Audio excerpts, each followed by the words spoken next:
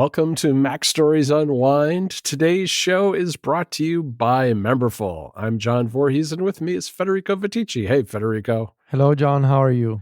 I'm doing really well. We are back to doing media picks. We've been surprising each other. We've Yes. had some fun the last several weeks, but we're gonna drop back down into the media picks. And I think we have some good ones today. And since I spent all of last episode talking about my desk setup, I thought I'd let Federico go first and drop Thank some you. picks on us. Yes, go for it, Thank you. Yeah, Federico. no surprises today or for the foreseeable future. I'm just here waiting for the Vision Pro, and I've been spending some time playing video games, and so I have a couple of picks for you today. So I want to start with the demo that came out last night of Hmm. Final Fantasy VII Rebirth. So this is the follow-up to Final Fantasy VII Remake, my favorite game of 2020, arguably, that came out just before or during the lockdown. I don't remember.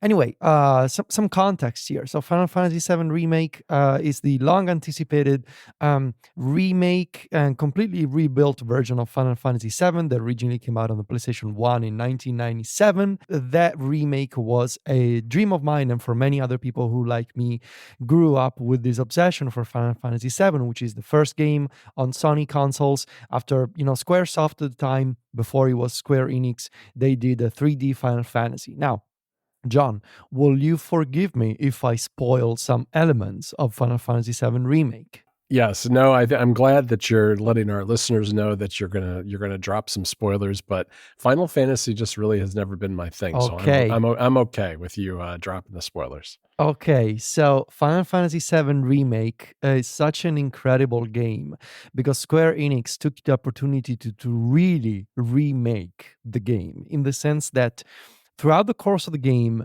it starts by following Cloud, this mercenary who joins this group of rebels called Avalanche, and the goal of Avalanche is to stop the Shinra Corporation. The Shinra Corporation on this fictionary planet, it's not called Earth, it's planet Gaia, I believe.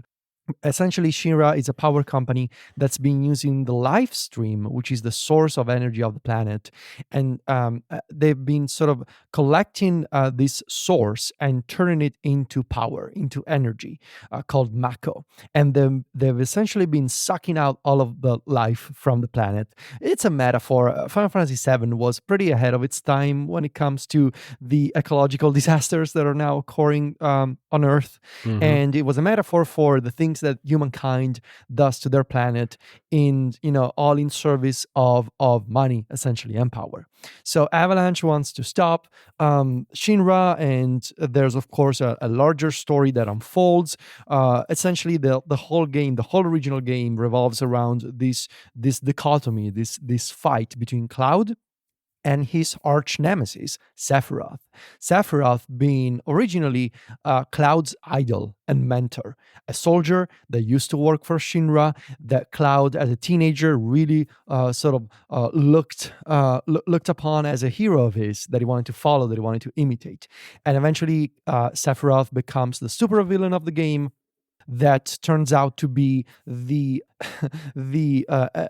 essentially not a real human but a failed experiment Okay. by one of the professors of Shinra, one of the scientists that used to work at Shinra, Professor Hojo, that had injected an unborn baby with Mako, with live stream energy. And so Sephiroth turns out to be the sort of the result of this failed experiment, and all the chaos that ensues from that discovery was a major turning point of the game. Remake turns the whole story, and of course I'm summarizing here. I highly recommend watching a story recap if you never played Final Fantasy VII. Remake was an incredible game because it turned a lot of things about the original game upside down. You start in the same place where you start the original game, Midgar, the city, and Sephiroth, however, shows up earlier in the game. And eventually, at the end of the game, after seeing all of these ghostly like presences throughout all the chapters of the game, you realize that these shadows that you've been seeing, these harbingers of destiny, those presences, those ghosts that have been following you around, were the hands of destiny pulling you to what your goal should be.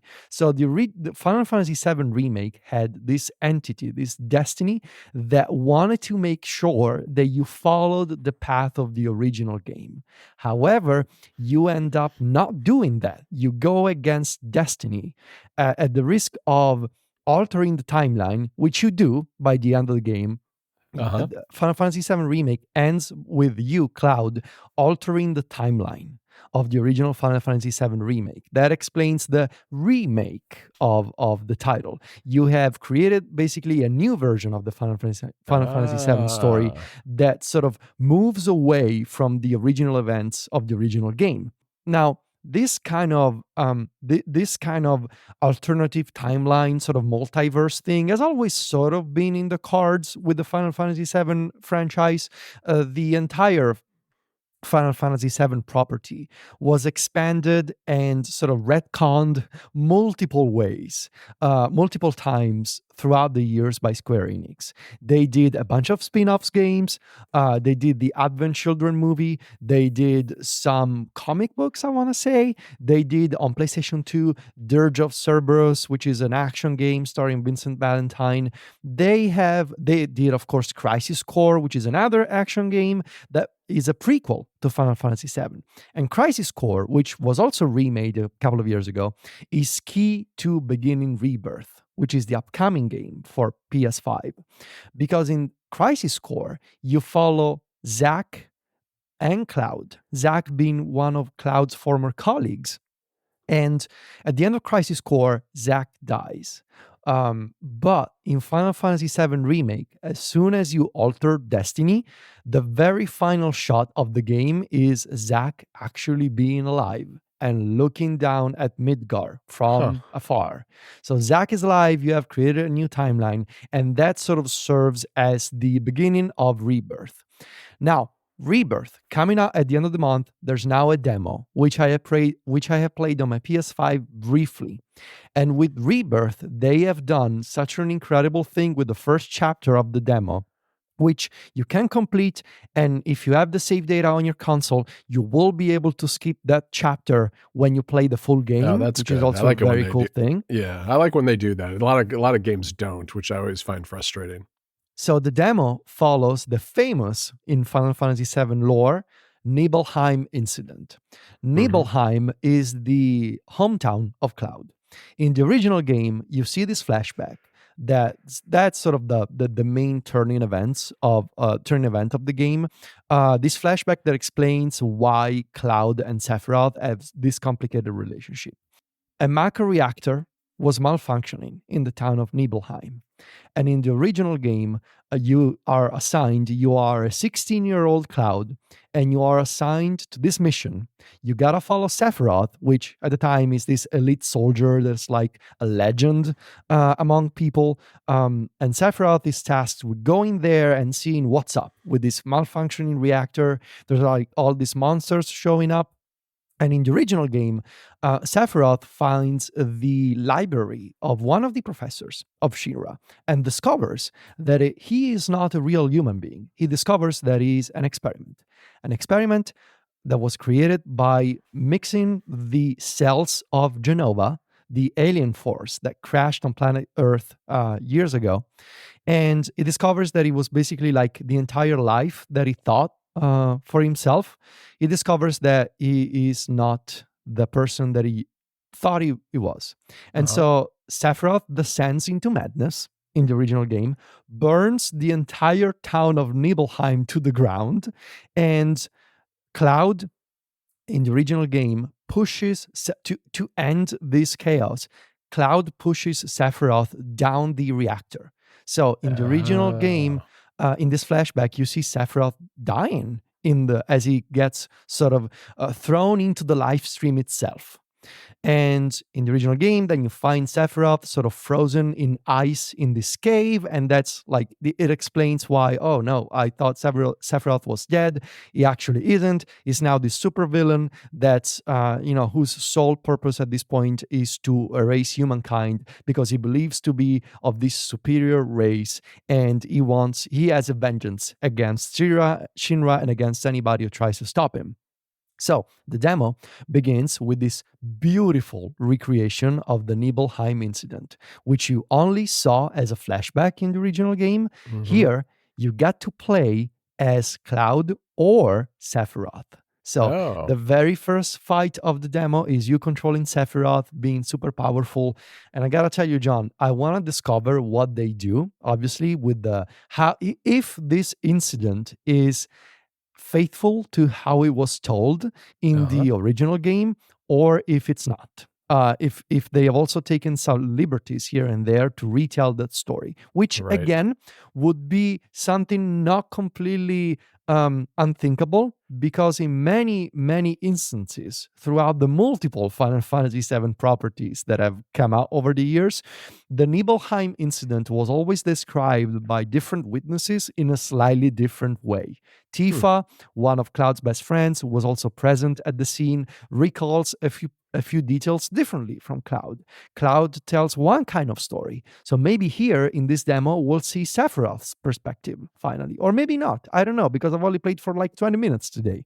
And it's beautiful. It's very actiony, of course, just like Final Fantasy Sure. VII Remake. So, that being said, my recommendation would be, if you never played Final Fantasy VII, you likely don't have time between now and the end of the month. So go read about the original story of Final Fantasy VII, watch a video recap, or maybe you can play Final Fantasy VII Remake before the end of the month. It's a 20 to 30 hour game. I believe you can do that.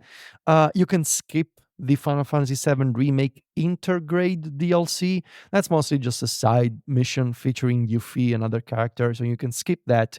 But highly, highly recommend that you go check out Remake. And if you did play Remake years ago, go play the demo, because your progress will carry over to the full game once it's out. So that's my first pick. And a second, really quick one, if I have time, John. Yeah, go for it. I've also been playing Like a Dragon Infinite Wealth. Oh, I'm curious about this. I've always been curious about these games, but I've never played. So this is the latest installment in the series formerly known as the Yakuza series of Mhm. games. And so it was called Yakuza in the West. It's always been called in Japan Ryoga Gatoku, which literally means like a dragon. So Sega, they did rename the game as Like a Dragon a few years ago. They did Like a Dragon, the seventh game in the series, I believe 2 years ago. They did Like a Dragon Gaiden, which I never played. But in any case, this is the eighth game in the Yakuza series of games. And just like the previous Like a Dragon game, it doesn't follow the original protagonist of the Yakuza series, Ryo. It follows Ichiban Kasuga. Ichiban, or Ichi, is this former Yakuza member. So Yakuza, Mhm. for those unaware, it's the Japanese crime organization. This former Yakuza member who once, when you begin the game, you basically see Ichi as this pretty normal, like office worker with a desk job. But it actually turns out to be that Ichi wants to carry over his former boss' last wish of rehabilitating former Yakuza to become normal people and live in society as regular folks, despite their previous crimes and despite Mhm. their past. Now, I never played the first Like a Dragon, so a lot of context was lost on me. I did a bunch of reading here and there. The Yakuza games are long games, and there's 7 of them, plus spin offs. There's a lot of video recaps on YouTube. I highly recommend watching one of the video recaps. I believe there's one by IGN that sort of tells a quick version of all the Yakuza story. Who Ryo was, what's the deal with all these different Yakuza families, and what Ichiban did in the previous games. Now, this game, it's a turn-based RPG, which is sort of a major departure from the previous Yakuza games that tended to be more action-oriented. I did play Yakuza 1 on PlayStation 2, 20 years ago or something. But I barely remember the story. This is a turn-based game. It's a lot of fun, and it's over the top because Ichiban essentially is like this sort of stereotypical Japanese guy who grew up playing Dragon Quest and video games. And you may have seen some screenshots and videos of Like a Dragon with these wild characters with crazy costumes and Yeah. special effects. Yep. But basically the game plays out in real life, but it's Ichiban's wild imagination that makes those things up. And every so often, you see the contrast between the things that Ichiban imagines because he thinks he's the hero and what's actually like in real life. Like you see this Ichiban and his friends making all these moves like Power Ranger style, and then the scene cuts to like normal people looking at them, be like, "What are these guys doing?" Like all those monsters and those special effects that you see are all Ichiban's imagination. But the thing that's really striking me about this game, and the reason why I cannot stop playing it, is that it's a game with such heart in the story that it tells. Like the game does such an excellent job at conveying this message of second chances, and Ichiban is just such a good-hearted character with, always willing to give people a new opportunity, a second shot at life. And this idea of I need to find a way to rehabilitate all these former Yakuza members and help them find a normal life again. Now, I'm still in the point of the game where you start in Japan, but very quickly, after 4 to 5 hours, you discover that your mission is to be sent to Hawaii Oh, for reasons that will become clear in the story. But I'm about to leave for Hawaii. So the main game will take place on Hawaii. And I am really looking forward to discovering all these crazy mini games. This is basically a game that has everything. I've been listening to Into the Aether, excellent show. They did an episode about Like a Dragon. I've been listening to the Besties, and I know that there will be a Pokemon mini game. There's gonna be like an Animal Crossing like component. There's all these kinds of different experiences that sort of live alongside the main JRPG sort of core of the game that are really enticing and fun and help you sort of break the routine of walking down the street, fighting dudes and leveling up and all of that. So, right. Like a Dragon, Infinite Wealth. I'm 5 hours in. I'm really loving it, and the story is great. Go watch a video recap. That sounds really good, Federico. I actually have know so little about those games that that's not at all what I expected you to say it Yeah, was like. So, yeah, no, maybe I'll yeah. check that out at some point. This episode of MacStories Unwind is brought to you by Memberful. Memberful is best-in-class membership software used by the web's biggest creators, publishers, and media companies. If you're building a membership website for a client, Memberful handles the hard stuff so you can complete your builds quickly and your clients can focus on creating content while earning revenue with ease. Memberful protects We've been using Memberful at Mac Stories for years and years now. It's the foundation of Club Mac Stories, and it's done a great job of growing with us year after year as we've added all sorts of things from newsletters to exclusive downloads to podcasts and everything in between. Memberful protects members-only content and allows site owners to select which subscribers get access to protected areas of your website using server-side content protection. It seamlessly integrates with WordPress and features a host of shortcodes and built-in WordPress functions, so you can insert dynamic links and integrate Memberful data with your WordPress theme. Plus, Memberful has built-in connections with popular tools like MailChimp, Discord, and Google Analytics, so site owners can reach and monetize their existing audience without rebuilding their entire tech stack. With Memberful, your clients always have full control and ownership of their audience and their brand. The software also maintains GraphQL API, webhooks, and OAuth single sign-on to make integrating even easier. Memberful has everything your client will need to run a membership program, including a streamlined and powerful checkout system, an easy to use member portal, transactional email, and a member management dashboard. Memberful's analytics give your clients an easy to use, in depth view of what's working, what's not, and where to double down. Help your clients monetize their passion. Get started for free today at memberful.com/MacStories. That's memberful.com/MacStories. Our thanks to Memberful for their support of the show. All right, Federico, I have a movie for you. I haven't recommended a movie in a while. This is on Hulu, streaming on Hulu, so you might find it on Hulu or through Disney Plus, depending where you live, but it should be available in most parts of the world. But it's called Self-Reliance, and it stars Jake Johnson Nice. Yeah, and I Anna love the Kendrick. guy. Yeah, he was a New Girl, right? He was Yeah, in that yeah, show with yeah, Zoe yeah. Deschanel, and he's very funny. And this is a bizarre movie that's his directorial debut, but he also stars in it. And it's described as a comedy thriller.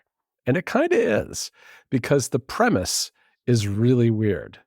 Jake Johnson plays a guy named Tommy, and Tommy has a very boring day, a very boring life where he just does the same things over and over again. They kind of go through this montage at the beginning where, he's sitting in his cubicle, he's typing away during the day. He walks home, he stops at the bar, he has one drink, he goes home, he rides his bicycle, his stationary bike, he goes to sleep, and then he starts all over again. It's like the same thing day after day after day.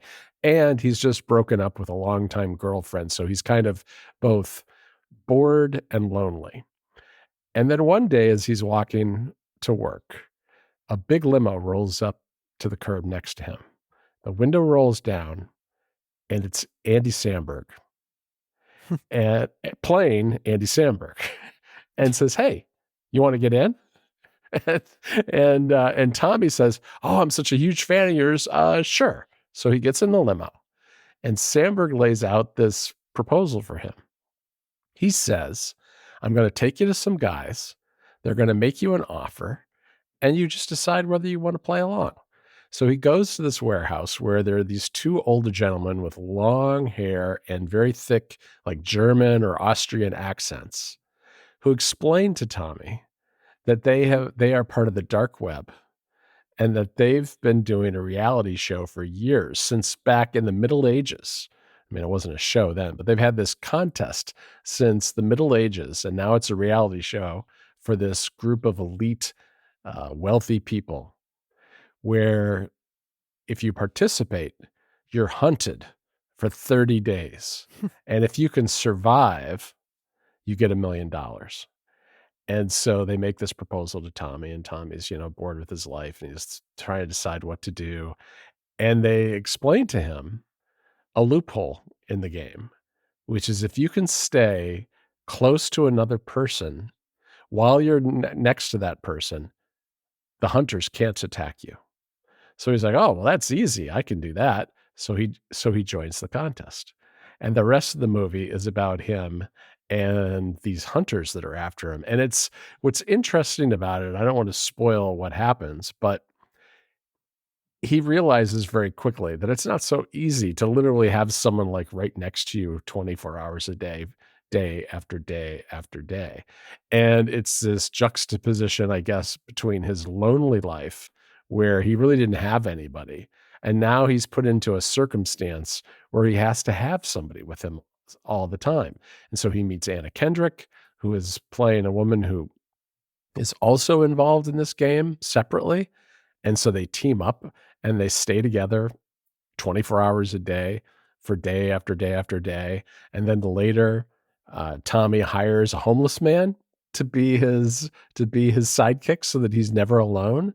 And it goes through these stages of just like absurdity, where like he's trying to explain to his family what's going on, and his family thinks he's having a mental breakdown because of his breakup with his ex-girlfriend. And at times you do wonder whether this entire movie is like a figment of Tommy's imagination, whether he's imagining what's going on, because during this process, he's being hunted by samurai, sumo wrestlers, Okay. ninjas, a cowboy.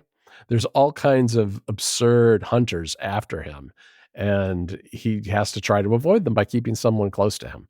And I won't spoil the ending, but it's a really interesting kind of commentary, and you can tell that this was a movie that Johnson wrote during the pandemic, because it's a story about having people close to you being the ones who save you, basically, because they save you from loneliness and isolation and boredom.